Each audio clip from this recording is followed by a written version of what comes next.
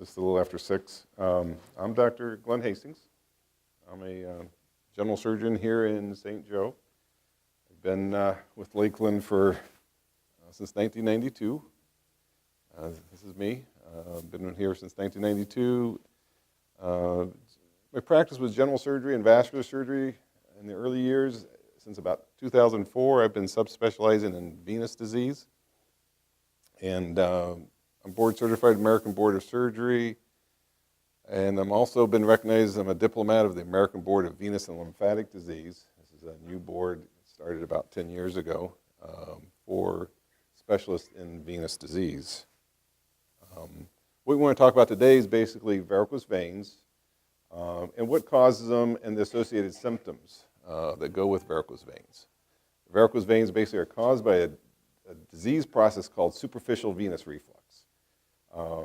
And that's what leads to varicose veins, and also the symptoms that we see with varicose veins. Most severe ones are the kind of the nighttime leg cramps, restless legs, a lot of other kind of achy symptoms and pain in the legs. We'll talk about the incidence and what causes this reflux. I want to talk a little bit about the anatomy, the normal venous system, and then talk about kind of what is going wrong. That's important to kind of understand in our treatments and how they work and what we do for the veins. So what I'm presenting today is actually I present to most of my patients when we diagnose them with venous problems and talk about treatments. I give a summary of these same things: what causes it, what's the anatomy, what's the problem, and how are we going to fix it. So today we'll go into a little more depth, and we'll have some audio visuals I don't usually have in the office. So, what is superficial venous reflux? Basically, reflux refers to things going backwards. The veins in our legs carry blood upwards back to the heart normally, and what happens in the superficial venous reflux is the blood's backing up. And it's in the superficial veins, or the veins just underneath the skin, and so blood's backing up and just pooling here in our veins of the legs during the day. Normally, the veins, they return circulation to the heart, and we're supposed to be carrying blood upwards. So that's the underlying problem we're seeing, leading to the enlarged veins and all the vein symptoms. Now, what are the signs and symptoms of this? Well, the signs are things we see, and that's the varicose veins and the spider veins, what we see on the surface. You can see bulging veins, which are veins just under the skin that are enlarged and bulging. Those are varicose veins. The spider veins are these little blue things you see in the skin. Those are little tiny microscopic veins that we have in our skin, that the pressure of the blood backing up and pooling there has enlarged them, and now we see them as visible little blue veins. The symptoms we see with the varicose veins and the venous reflux can be the heavy, tired legs. Legs can feel fatigued at the end of the day. The ache. A lot of ways to just describe that. The veins themselves can hurt or be tender. And then a little burning sensation in the veins or itching over the veins are some of the symptoms we see. Ankle swelling. You can see at the end of the day a little bit of swelling around the ankles. In more advanced cases, we'll start to see what they call skin changes of venous stasis. This is a kind of a brown pigmentation we see, usually the inside or front of the ankle, and that's from the chronic congestion of the veins down there. Leg cramps, and sometimes even cramps in the muscles after exercise. Restless legs, usually at night, usually associated with the legs aching and uncomfortable at night. The typical symptoms of varicose vein problems usually occur more at the end of the day. It's from being on your feet or sitting for hours with this pooling in the veins. Symptoms get worse throughout the day, so most people notice them more at the end of the day or in the evening. There we go. Now, varicose veins and the superficial venous reflux is very common. If we look at adults, look at people in the 50s or 60s or older, probably 80% of people will show some leaking valves, some blood backing up in these veins. About 50% of people will show actual varicose veins, some veins bulging, some spider veins showing signs of it. So not everybody with superficial venous reflux will see anything on the surface, though. So that's something to keep in mind, that you can have symptoms of superficial venous reflux without a lot of visible varicose veins.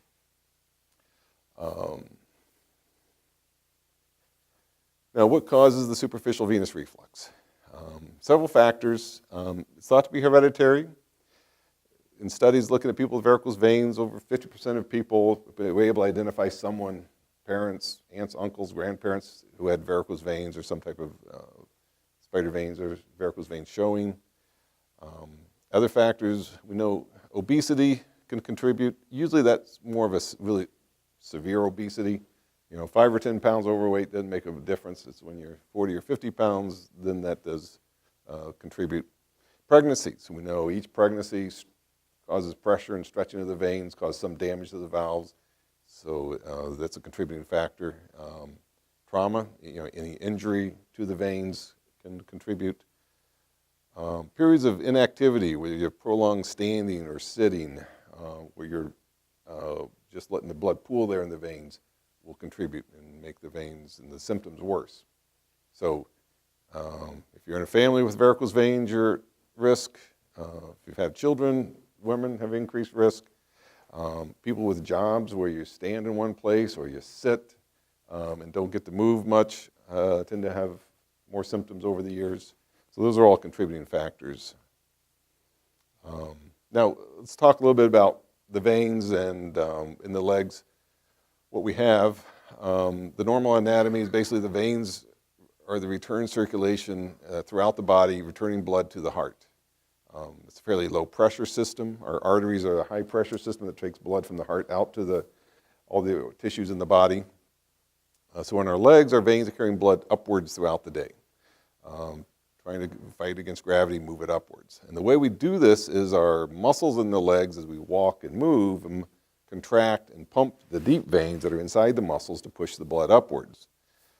To keep the blood moving the right direction, though, we have these valves within the veins. The one-way valves spaced throughout the veins to keep blood moving then upwards in the leg veins. And this shows kind of an anatomy of the veins. We split the veins into two major groups, deep veins and superficial veins. The deep veins are defined as the veins inside the muscle. These veins in the muscles come together to form one large vein called the femoral vein. You can see it kind of right here. This vein in the center is the deep vein in the muscle and carrying most of the blood flow out of the leg. 95% of our blood flow goes through the deep system. The superficial veins are smaller veins under the skin, and we have lots of little veins in the skin and under the skin that come together into what we call our saphenous veins. So the main superficial veins is the greater saphenous vein that actually starts at the ankle here, kind of runs up, wraps around the knee, and then up here in the groin area joins the deep vein. So it's supposed to be carrying blood upwards and then into the deep system. We have a small saphenous vein that runs up the back of the calf, from the back of the ankle up to behind the knee, and it comes in, I think actually it shows it showing that it's greater, but it's actually supposed to join the deep vein behind the knee. We also have perforator veins. The saphenous vein comes up and joins the deep system here at the top, draining blood upwards and inwards. We also have connections of veins that run from the superficial veins right into the deep veins. Usually there's 3 or 4 down by the ankle, a couple in the calf, a couple up here above the knee. So there's many connections between our superficial veins and the deep veins. The important thing is that these venous valves, the one-way valves, every connection between the superficial and the deep veins, we always have a valve. We got one right here. There'll be a couple valves along the saphenous vein. Each perforator vein has a valve to keep blood moving inwards. So the blood from the skin and in our superficial veins is supposed to move inwards or upwards and then inwards. The valves, though, if they fail, allow blood to back up, and that's where our problem comes. Now, the way the system works is our deep venous pump is the muscles contracting and squeezing and pumping those deep veins as we walk or move. And this generates that force to push the blood upwards. 95% of the blood flow goes to the deep veins. And most of the blood in the superficial veins is going up the saphenous vein or being pulled through perforators into the deep system as we pump the deep veins. So this is the normal function. And the venous valves keep the blood moving in the right direction. Our superficial veins, again, drain the blood from the skin and connect into the deeper veins to get the blood to the deep system where it can get pumped out of the leg. And the valves and the saphenous veins and peripheral veins are important to keep that blood flow moving inwards to the deep veins. When the valves fail, then the blood can move back to the surface. Let's see. So, we can talk about varicose veins and the superficial venous reflux. Basically, the reflux is caused by failure of some of these valves. As valves in the superficial veins, we have a little diagram here that shows kind of what a normal valve looks like. Has two little flaps, blood flow goes upwards. When it tries to come backwards, the flaps close, keeps it from backing up. But in a vein that gets stretched out, the valves are damaged, and the blood's able to go both directions. So the underlying cause of reflux is failure of these valves. And the critical valves are where our saphenous veins and the peripheral veins come in and join the deep veins. That's the connection to the deep system to keep blood moving inwards. If those valves fail, then the blood in the deep veins can move right into the saphenous vein. And this blood from the deep vein moving to the superficial vein is where really the increased pressure comes from that then stretches and enlarges these veins. This is a little video. Let me see if it's going to work here. Yeah. We may have lost. No. There we go. Maybe use the mouse here. This is just a little animated video that hopefully will show us what happens here. No. Maybe it's not going to work today. There we go. Your legs are made up of a network of veins. A healthy vein contains vein valves, which open and close to assist the return of blood to the heart. Varicose veins are caused by damaged valves, which result in backward flow of blood in your legs, a condition known as venous reflux. This can cause blood to pool in your legs and lead to symptoms such as pain, swelling, and varicose veins. Okay. So that just kind of, I thought that was going to show more of a, it just shows how the blood's supposed to be going up, but then when you get the pooling, we have trouble with.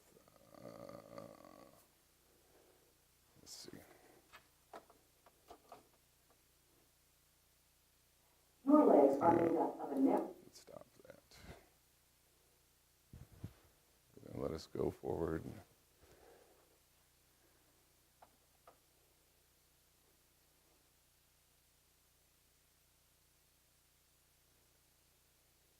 There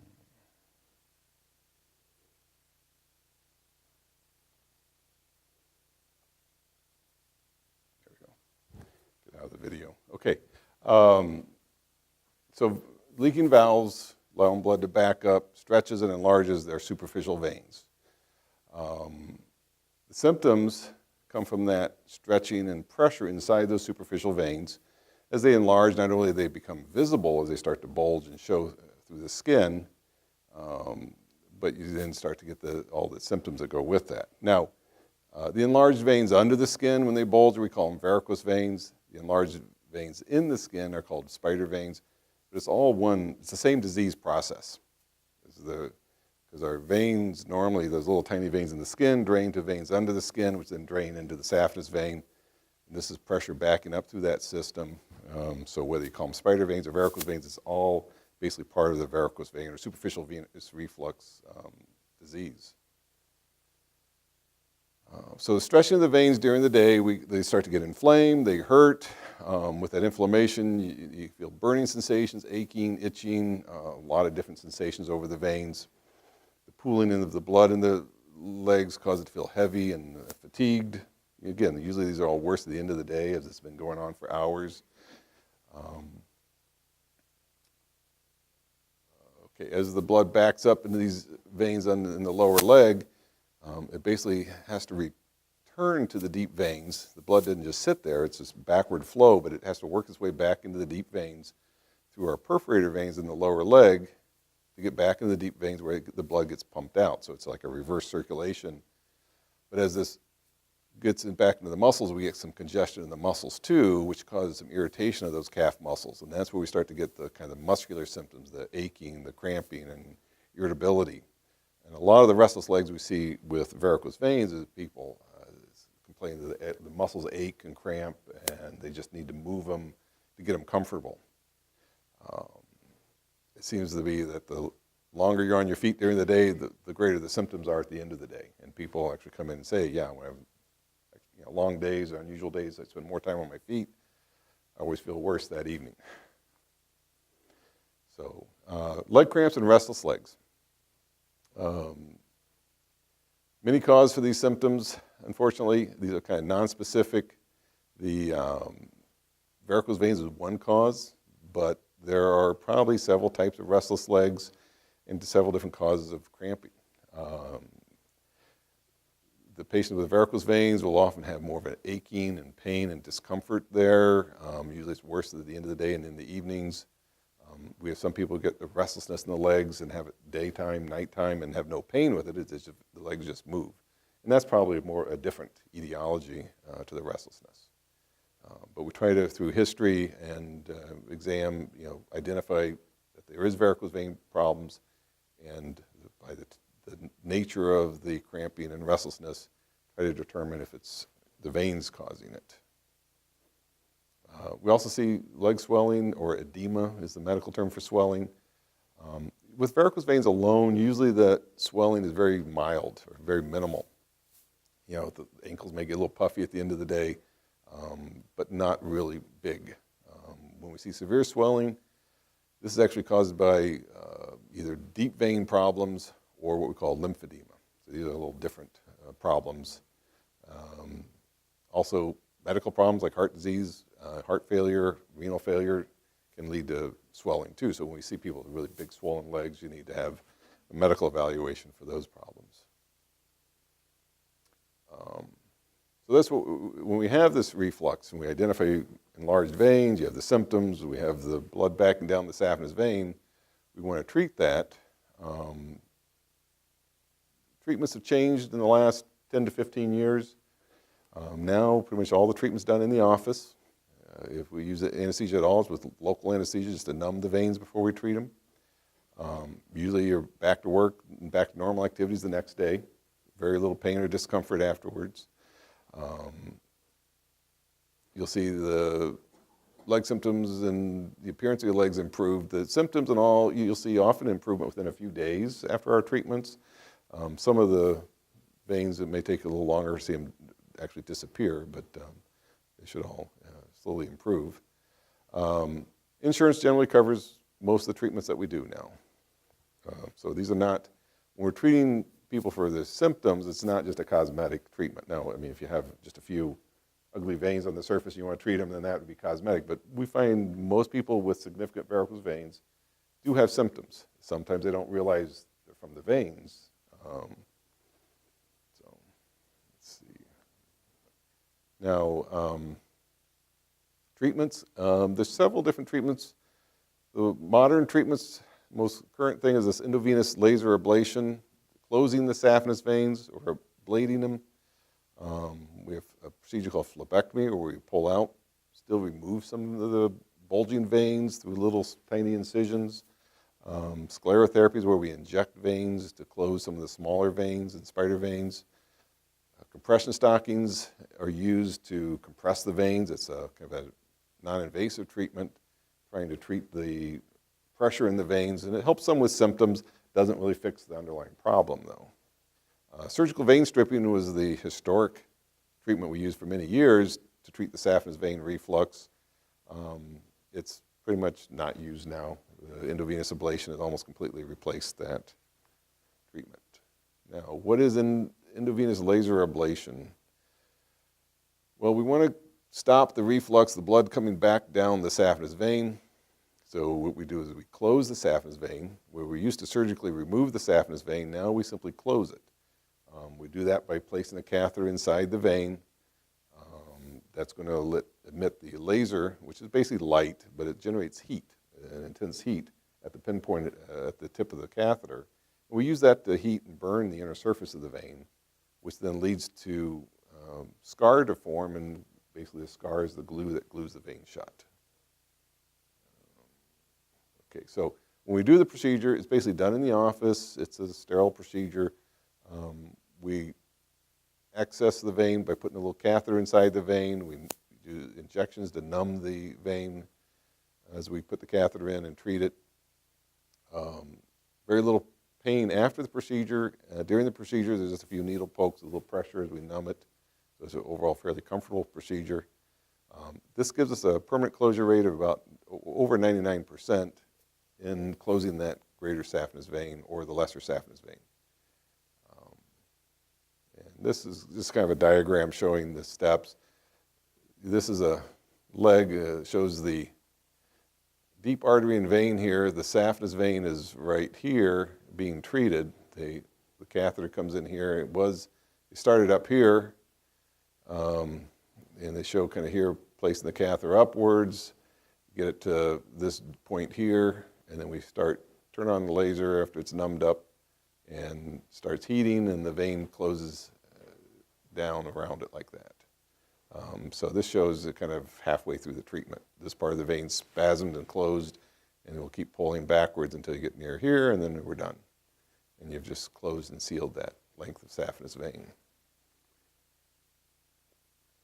Phlebectomy is a procedure that we don't need very often, but in people with really large branches off the saphenous vein, we'll remove them through little 2-millimeter incisions.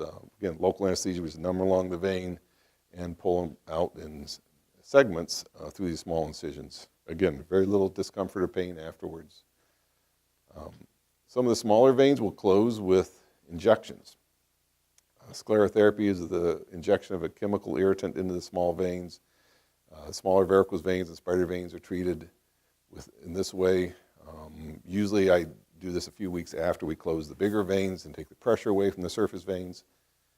Basically, the chemical is an irritant that burns the inner surface of these small veins, creating, again, an injury that will heal with scar, that will scar that vein shut. Now, the closure rate isn't quite as dependable with the sclerotherapy. It used to be tried before we had the laser, 20, 30 years ago. People were trying to use this for the saphenous vein, only closed it about 50 or 60% of the time, smaller veins about 80% of the time. And so the laser is much more dependable, and we use that for the saphenous vein. Trouble is these small veins are generally very tortuous and too twisty to get a catheter into, and so you can't really laser them very well. So we use the sclerotherapy for them. Usually we get most of them closed, and if you have to do a repeat, you just come in and do a repeat treatment, usually a month or two afterwards, to get them to stay closed. Overall recovery after the procedure is very little pain. It just feels kind of bruised over these veins, a little sore. We usually just use some ibuprofen, which is Advil or Motrin, or Tylenol for the inflammation and tenderness. A lot of people don't use anything. Plan on returning to work the next day, driving, walking, normal activity. We use a compression stocking after the treatment for about a week just to help with a little bit of the bruising and swelling along the veins we treated. So basically the leg symptoms, which are caused by superficial venous reflux, they may or may not have visible varicose veins. If you have symptoms in the legs, we identify the venous reflux, and then once we've identified it and mapped out the reflux, then we can come in and treat it. Basically, you want to really evaluate the venous system, see where the reflux is, identify all the points of reflux and problems so you can really get a good result.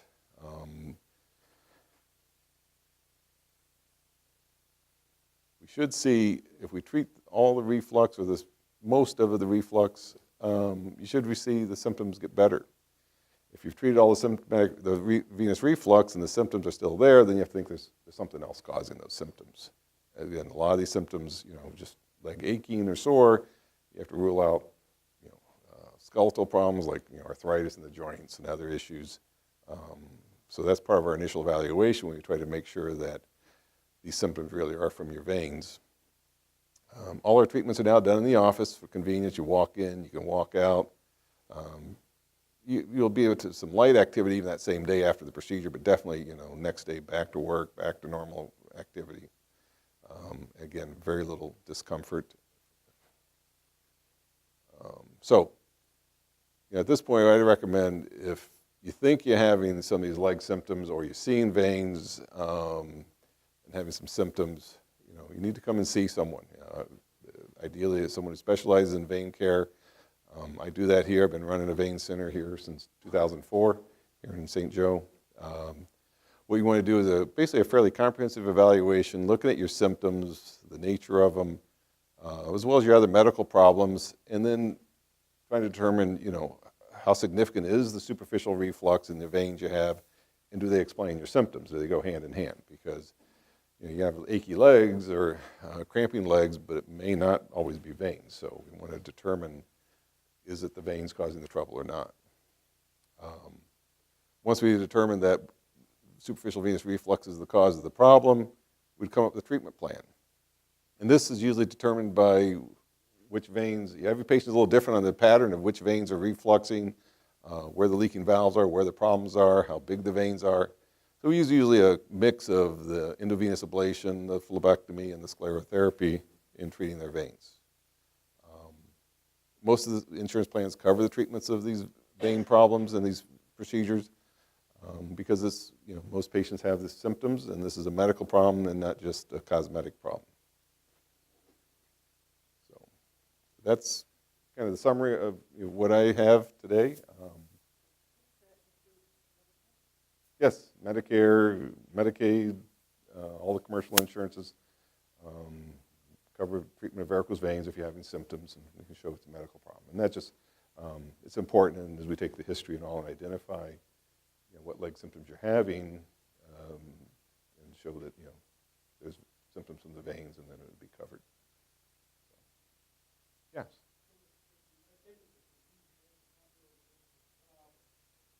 Right. The blood circulation, normally these veins are supposed to be upwards, and with the reflux, the circulation of these veins, at least when you're sitting or standing, is the blood's going backwards. So there's nothing going up, it's all coming backwards. It's actually letting blood that was in the deep veins on its way back to the heart is leaked into these and gone backwards. So it actually is harming our deep venous pump because we have a leak in it. Yeah, you have lots of superficial veins. The saphenous veins are kind of the main superficial veins, but we have just thousands of small little veins that can pick up. Also, we have a lot of connections of these perforators where the veins just go right into the muscles and drain.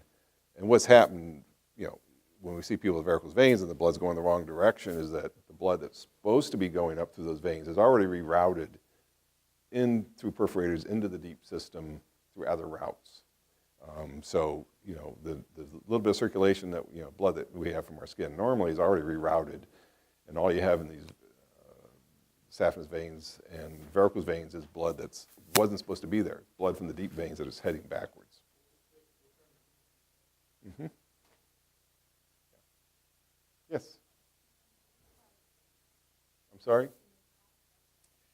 One of the complications of varicose veins can be blood clots in the varicose veins. The serious blood clots we talk about are the deep venous thrombosis, or deep blood clots. Usually varicose veins aren't going to cause that. There's other etiologies for that. But with the pooling of the blood in the varicose veins, especially when they get really large and there's a lot of pooling, there's not much flow, that's one of the risk factors for clotting. The risk factor we think of is low flow and then any injury to the vein. And so with people with varicose veins, the blood just sits there through the day, not flowing much, you're at greater risk for clots. Yeah, so usually if you just bump them, that sometimes is all it takes, and then you get a blood clot in the varicose vein. It's in the surface veins. These clots tend not to travel, so they're not as dangerous as the deep clots, which can break loose and travel to the heart and lungs and potentially be lethal. These tend to stay right there, but they hurt. They cause inflammation or phlebitis, so that you often be red and angry and tender and painful when it happens. And there are rare cases where the clot spreads throughout the varicose veins and then finally gets to a connection to the deep veins and it becomes a deep clot. So if we see people, forming clots in their varicose veins, we want to treat them so that we don't see it progress or have recurrences. I have some patients come in that have, do 2 or 3 times over a couple of years, and each time it's a little worse. So we want to treat the veins. That's another indication to treat them. Basically, the indication to treat the varicose veins is if you're having symptoms. And most people with significant veins that show and bulge, if we really start asking, have some leg symptoms. But they're kind of mild. They come on gradually over years. The other thing, too, is these varicose veins don't develop in a matter of weeks or months. They develop over decades. It's a slow, gradual process with a little reflux starting, and then the veins start to bulge, and as they stretch and bulge, they damage more valves, and it just progresses. And so we'll see from the first time you see a vein that's starting to show or bulge, it's already probably been there for 10 to 20 years, this process slowly progressing. Yes?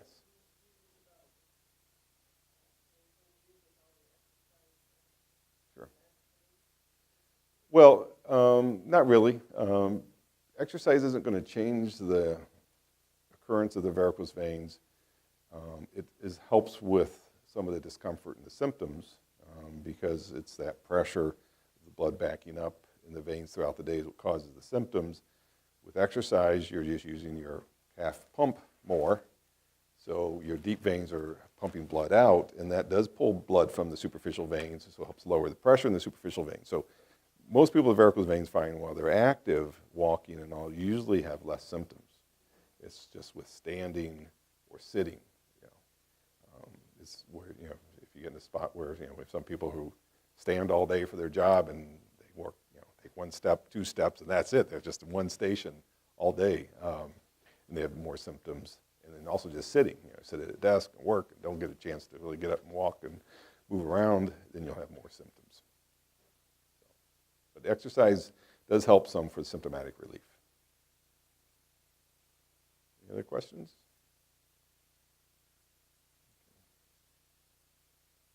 Yes. Well, if you have, inflammation, or whether phlebitis or they're just, achy and sore at the end of the day, heat may. Often we'll use, if you want to reduce the inflammation, we'll use ice or ice heat alternating now to help reduce inflammation. But again, that's more just treating the symptoms that occur, but it's not going to affect the veins one way or another. Now we'll see. The symptoms from the veins may change throughout the year because I see more people during the hot months. When we're warmer, our veins tend to dilate, and so that swelling and the pooling is worse during the summer months, especially the hot, humid weather. So we'll tend to see more symptoms sometimes during the summer months.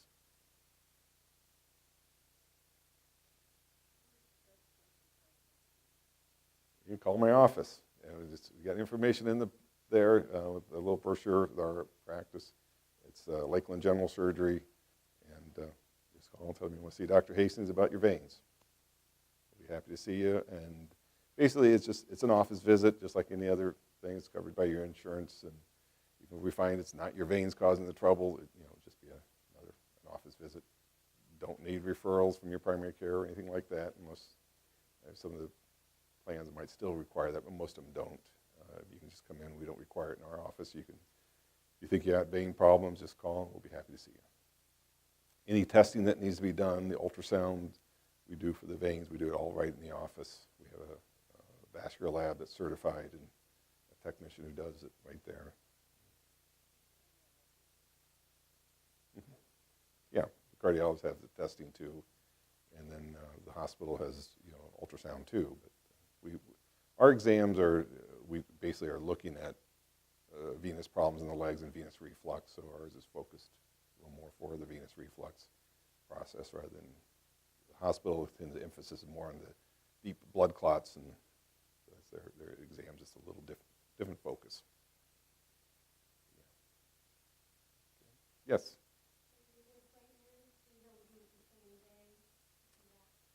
We usually do a limited ultrasound when I'm seeing you.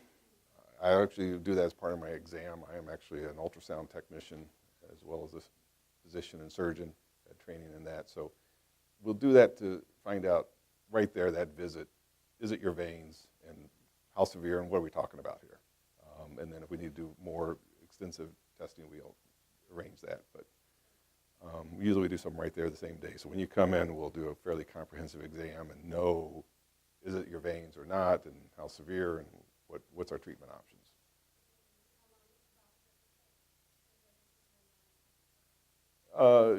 You mean the initial evaluation or the procedure? Procedure is usually we schedule an hour to hour and a half depending on how much we have to do. But the actual procedure is if we're just doing laser for the saphenous vein and nothing else, it's 20 minutes procedure. If we're doing more extensive things, it could be 40, 45 minutes. But the actual procedure itself isn't too long. We generally do one leg at a time. When we're doing procedure in the office with local anesthesia, our limiting factor is how much local anesthesia you want to give at one time. It's kind of a maximum safe dose, and we're using a dilute solution, but we use a lot of it, numbing up around the veins that we're going to treat. So we want to, it kind of limits us to usually one leg. Any other questions? Or? Okay, well, the answer, people are having leg symptoms, it's very possibly your veins. If you have people with leg symptoms and don't necessarily see a lot of veins, it's still worth checking to see if you got superficial venous reflux. And it's a pretty simple little exam, and either rule it in or rule it out. So we're seeing a lot of people complaining of those nocturnal symptoms, legs aching, heavy, cramping, restless at night in the evenings. So we can help a lot with that. No. The joints are really completely separate from the venous system. If the joints are aching and all, that's usually a joint problem, either one of the type of arthritis or inflammation of the joint or something else going on. Yeah, but those are the things we want to, your legs ache. We want to try to figure out: is it the joints? Is it something else? Sometimes we find people have arterial disease, and that's a whole different disease process. And sometimes it's back problems. Some of the back problems are not necessarily the typical sciatica, but it can be just legs get achy, heavy, tired too while you're up walking. But by the characteristics of the symptoms, when they occur and things, we can start to narrow it down into what may be the cause of it. Yes?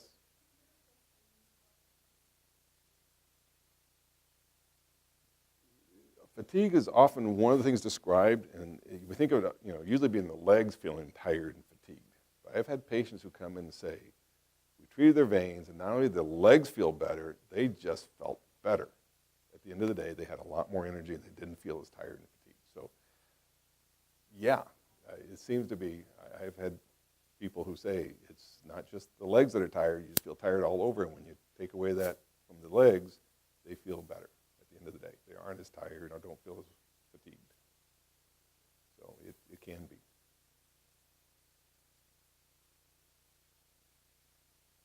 Okay. Well, any other questions? Well, thank you for coming, and we're